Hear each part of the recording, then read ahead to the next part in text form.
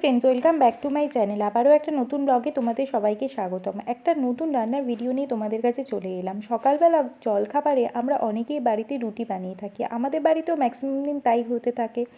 আজকেও মা রুটি বানাবে বলেই আটা মেখে লেচি কেটে ফেলেছিল, কিন্তু আমার মনে হলো আজকে একটু অন্যরকম কিছু খাবার বানালে কেমন হয়। তাই যাই না ভাবা তাই কাজ, আমি নিয়ে বসে পড়লাম একটা নতুন কিছু রান্নার বানাবো বলে। তার জন্য প্রথমেই এই আটা মাখাটা আর লেচিগুলোকে নিয়ে আমি লেগে পড়েছিলাম। আর একটা ছাঁচা নিয়েছিলাম, ছাঁচা দিয়ে এটা ডিজাইন দেবো বলে, কিন্তু দেখলাম ছাঁচা দিয়ে এটা কোনোভাবেই করা যাচ্ছে না।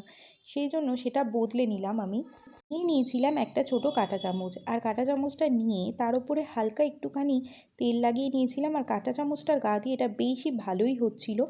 কাঁটা চামচটার গা দিয়ে এরকম ছোট্ট ছোট্ট করে লেচিগুলোকে কেটে কেটে আমি এরকম একটা ডিজাইন দিচ্ছিলাম। যত ছোট লেচি কাটা হবে তত সুন্দর এটা দেখতেও হবে, তত ভালোও খেতে হবে। তাই চেষ্টা করতে হবে লেচিগুলো একদম ছোট্ট আকারে করা। তার জন্য আগে আমি কী করলাম, এই বড় লেচিগুলোকে কেটে ছোট করে নিলাম, নইলে খুবই অসুবিধা হচ্ছিলো। আর এই ছোটো লেচিগুলোকে ওই কাঁটা চামচটা দিয়ে ভালো করে ডিজাইন করতে লাগলাম। আমি কি বানাচ্ছি তা দেখার জন্য পুরো ভিডিওটা দেখতে হবে। এটা হোমমেড পাস্তাও বলা যেতে পারে অ্যাকচুয়ালি। আর কীভাবে বানাচ্ছি সেটা দেখার জন্য পুরো প্রসেসটা তোমরা দেখতে থাকো। এভাবে কাঁটা চামচটার গায়ে ঘোরালেই এই ডিজাইনটা হয়ে যাচ্ছে, দেখেছো? তোমরা চাইলে এটার জায়গায় পুরো একদম নতুন একটা চিরুনি ইউজ করতে পারো, তাতেও খুব সুন্দর ডিজাইন হবে। আর একদম ছোট্ট ছোট্ট করে লেচিগুলো কাটতে হবে, তাহলে খেতে এটা সুন্দর হবে। দেখতেই পেয়েছো কীভাবে আমি ডিজাইনগুলো করছি। আমার সমস্তটা ডিজাইন করতে বেশ খানিকক্ষণ সময় লেগেছিল। আর এটা খুব বেশি টাইম সাপেক্ষ কাজ। আর এটার গায়ে একদমই তেল লাগানোর খুব একটা প্রয়োজন নেই, তবে অনেকগুলো যখন বানানো হয়ে যাবে একটুখানি তেল লাগিয়ে নিলে তাহলে সেটা গায়ে গায়ে লেগে যায় না আর কি। আমার বেশ খানিকটা বানানো হয়ে গেছে, আর এই কয়েকটাই বাকি আছে। এটা বানাতে যে আমার এত বেশিক্ষণ সময় লেগে গেছে যে কি বলবো, এর থেকে কম সময় আমি রুটি তরকারি বানিয়ে ফেলতে পারতাম। তো যাই হোক, একটু নতুনত্ব কিছু খাওয়াতেও যাবে আর বাচ্চাদেরও খাওয়ানো যাবে, সেই ভেবেই এটা বানানোর প্রোগ্রাম করা আর কি। তো বানানোটা খুব একটা মন্দ হয়নি বলুন। ডিজাইনটা দেখে বলবেন কেমন হয়েছে বানানোটা। এটা আপনারা যত সুন্দর চাইবেন ডিজাইন দিতে পারেন। এটা অন্যরকম ডিজাইনও আপনি চাইলে ছোটো ছোটো করে বেলে শাঁখের মতো ডিজাইন করতে পারেন, অন্য যে কোনো রকম ডিজাইন করতে পারেন আপনারা। কিন্তু মনে রাখতে হবে একদম ছোট্ট ছোট্ট করে এই আটার গুচিগুলো কাটতে হবে, বেশি বড় হয়ে গেলে এটা সিদ্ধ হবে না পরবর্তীকালে। এদিকে আমি একটা পাত্রতে জল গরম করতে বসিয়ে দিয়েছি। একদম জলটা যখন ফুটছে সেই অবস্থায় আমি এই পাস্তাগুলো যেগুলো বানিয়েছিলাম আটা দিয়ে এতক্ষণ ধরে, সেটা আমি সেদ্ধ হতে দিয়ে দেবো। আর কিছুই করতে হবে না, তারপর নর্মাল পাস্তা যেভাবে বানাই সেভাবে বানিয়ে নিলেই হবে। এই জলেতে আমি সামান্য একটু তিল আর নুন অ্যাড করে দিচ্ছি, যাতে করে এগুলো গায়ে গায়ে চিপকে না যায়, আর এটা বেশ সুন্দর আর কি সেদ্ধটা হয় সেই জন্য। আর নুনটা দিলে এর ভেতরে নুনটা এই পরিস্থিতিতেই ঢুকে যাবে, আর কোনো অসুবিধাও থাকবে না পরবর্তীকালে নুনটা ঢোকা নিয়ে। একদম হালকা হাতে জলটার মধ্যে আমি তেল আর নুনটা মিশিয়ে নিলাম, আর তারপরে আমি এই পাস্তাগুলো যেগুলো এতক্ষণ ধরে রেডি করেছিলাম কষ্ট করে, সেটা আমি এর মধ্যে দিয়ে দিলাম। পাস্তাগুলো সেদ্ধ হতে একটু বেশ কিছুক্ষণ সময় নেবে, কারণ প্রথমত এটা আটার তৈরি, দ্বিতীয়ত আমরা এটা বাড়িতে হ্যান্ডমেড তৈরি করেছি। সবকটার সাইজ বা শেপ কোনোটাই একই সমান নয়, কোনোটা বড় কোনোটা ছোট, তাই এটা একটু বেশিক্ষণ ধরে সেদ্ধ করতে হবে। পাস্তা এমনিও নর্মাল আমরা যেগুলো দোকান থেকে কিনে খাই সেটাও কিন্তু একটু ওভারকুক না করে নিলে বেশ কিছুক্ষণ সময় পরে সেটা অটোমেটিকভাবে শক্ত হয়ে যায়। তো সেইটা যাতে না হয় সেই জন্য এটা একটুখানি বেশ কিছুক্ষণ সময় ধরে সেদ্ধ করতে হবে। আর সেদ্ধটা হয়ে যাওয়া গেছে কিনা সেটা বোঝার জন্য একটাই প্রসেস, সেটা হচ্ছে এখন এই পরিস্থিতিতে তোমরা সবাই দেখো জলের নিচে এটা একদম থিতিয়ে আছে। যত সেদ্ধ হবে এটা আস্তে আস্তে জলের ওপরে ভেসে উঠবে। ব্যাস, যখন এটা জলের ওপরে ভেসে উঠবে তখনই বুঝে যাওয়া যাবে যে এটা পাস্তাটা একদম সম্পূর্ণভাবে রেডি হয়ে গেছে, একদম সেদ্ধ হয়ে গেছে। এরপরে আমি একটা আলু ছাড়িয়ে নিচ্ছি, আর ছাড়িয়ে নিচ্ছি একটা পেঁয়াজ। একটু বড় মাপের আলু আর পেঁয়াজ আমি ছাড়িয়ে নিচ্ছি, কারণ আমি আর কোনো সবজি এখানে ব্যবহার করব না। তোমরা চাইলে আলুটা স্কিপ করতে পারো। আমার সমস্ত রান্নায় আলু খেতে ভালো লাগে বলে আমি এই আলুটা দিচ্ছিলাম।